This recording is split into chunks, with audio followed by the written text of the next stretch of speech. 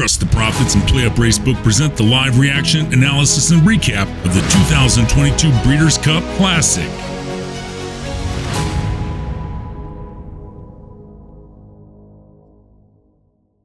Trust the Profits here. We have come to the Classic. We're going to show you our reaction, show you a replay of the Classic as it happens in front of us. But before we do, I just wanted to thank everybody throughout the whole Breeders' Cup season for tuning in, for subscribing. We've got a ton more subscribers. I want to thank Colin and Matt for joining Trust the Profits. And of course, I want to thank our sponsor, PlayUp Racebook. Couldn't have done it without all you guys. Colin, any words before we start taking a look at this field?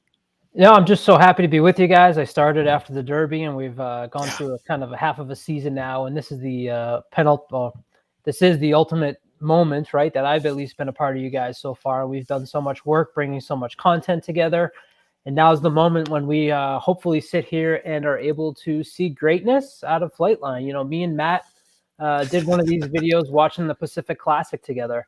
And it was like we tuned in not to bet. It was just like, wow, we might see something great. And he was so impressed with the Pacific Classic that you guys sent him to the Breeders' Cup so he could see it in person. So check out those videos that he's there. He just sent us video about 5 feet away from Flightline, and we're going to have that for you as well on the channel. We're not stopping. We're not slowing down. Yeah. And I want to say thank you to everybody, too, who's been so positive.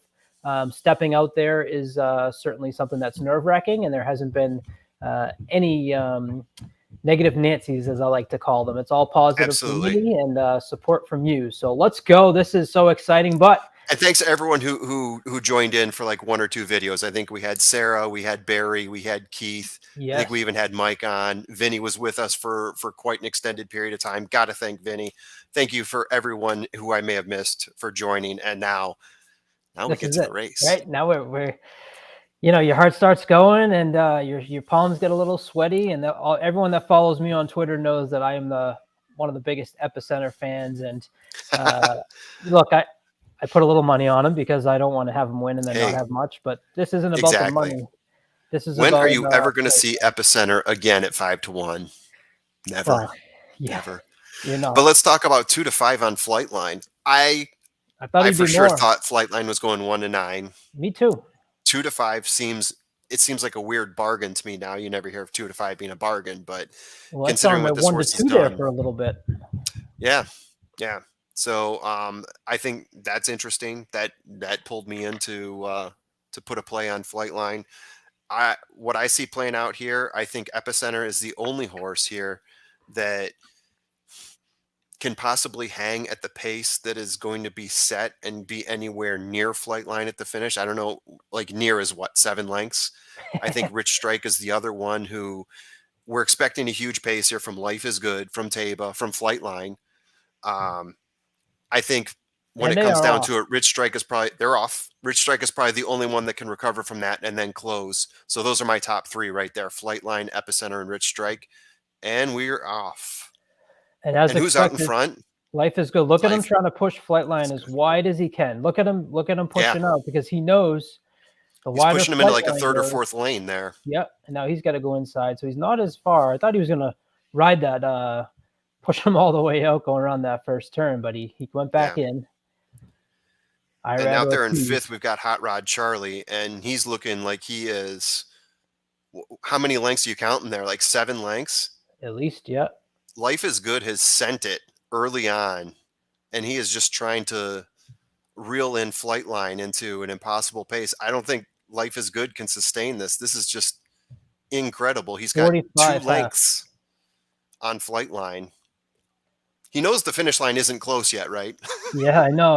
And you see Pratt there looking back to see how far have we cleared this field, and they have cleared them.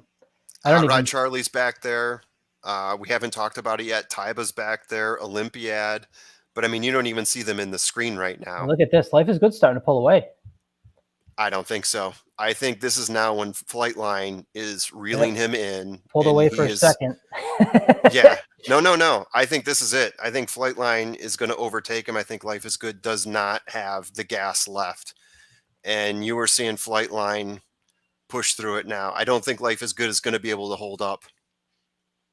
There it is. And here comes Flightline for Here comes something history. really Life is special. good. Pretty much hit the brakes. Now it's all about who's in second and And third. Life is good as stalling. Get up, Epicenter. Where is he?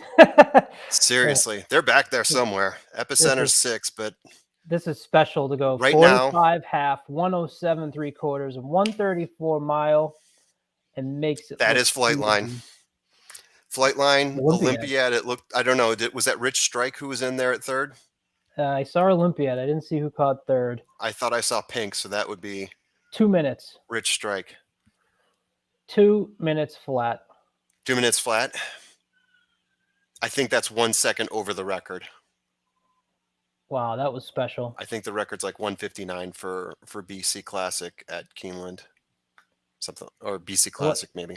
What a brilliant horse. I mean, that was we had talked about it earlier, right? Is like, his Life is Good going to put the screws to Flight Center and maybe someone could catch him up, but nobody was even close. No. I mean, Life is Good did what he could, but it ended up looking like what we saw earlier when Life is Good ran 1.25 miles, right? Or 1.5 miles, or was it 1.25 miles? And he just gassed himself. Taba got third. Rich Strike got fourth. Life is Good fifth. Holy cow. And I'm hearing them say that Epicenter was pulled up and didn't finish the race. So obviously for me, that's a big bummer. It's his, I really hope that he's okay. You know, he's there. Absolutely. I mean, that's what you hope for. That's the worst news I want to hear right now. Yeah, hopefully they pulled him up. Just got a bad feeling, didn't want to tangle with, what we just saw. Holy cow, that was just a pace that wow, that was an incredible pace set by Life is Good. And just challenged Flightline the whole way, knew that he had to probably gas Flightline in order to win, in order to let anyone else win. And Flightline showed that he is just a freak of nature and a generational horse. Wow. So now you look back at it, right? And like 2 to 5, as you said, was definitely a bargain. So because it's going to pay me back. Yeah, exactly. Did that not look like a 1 to 9 winner right there? I mean, it did. In any other race, you'd look at that and say, oh yeah, that seemed pretty automatic. I mean, he just put all that space out on the stretch. Yeah. Oh, here, yeah. Amazing. Once again, everyone. Thank you to everyone that watches, especially. Thank you to PlayUp Racebook for sponsoring. Everybody's been great this year, and we're not done. We'll probably see you next week, but this has been pretty special watching the BC Classic and Flightline win by oodles of lengths. Thanks for watching Trust the Profits, your home for the best in horse racing and sports analysis.